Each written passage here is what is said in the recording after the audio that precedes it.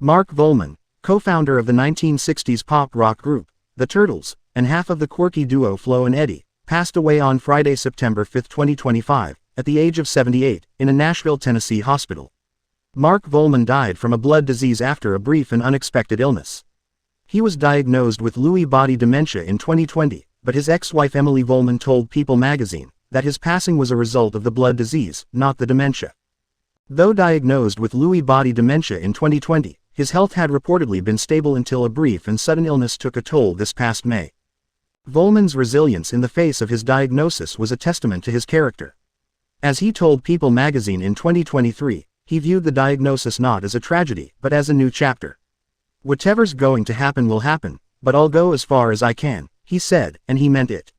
He continued to tour annually with the Happy Together tours, performing on stage with his trademark energy until earlier this year. The late musician's longtime friend and former wife, Emily Volman, recounted to People how his spirit remained bright. Even during his final days in the hospital, he would greet everyone with a wide grin, just as he did when he performed. "He was just a happy person," she said. Volman's musical journey began in high school with classmate Howard Kalin. They formed a band called the Crossfires, which would later become the Turtles. The group shot to international fame in 1967 with the smash hit, Happy Together, which topped the Billboard charts. With their folk rock sound and mop-top hairdos, the Turtles quickly became one of the defining acts of the decade, scoring several other hits like Eleanor and She'd Rather Be With Me. The band's success came to an abrupt halt in 1970, amid a legal battle with their label. With a clause preventing them from performing under their own names, Volman and Kalin reinvented themselves as the comedic, vocal duo Flo and Eddie, touring with Frank Zappa's Mothers of Invention. As Flo and Eddie, they lent their distinctive harmonies as backing vocalists for a vast range of artists, including T-Rex, Bruce Springsteen, and Blondie.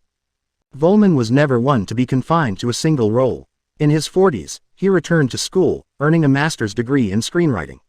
This led to a new career as a beloved associate professor at Belmont University in Nashville, where he taught music business, mentoring a new generation of musicians.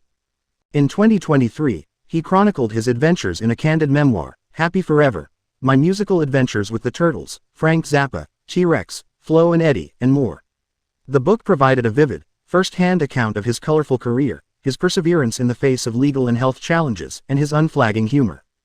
The news of Volman's passing prompted an outpouring of tributes from friends and collaborators, including Monkees member Mickey Dolenz.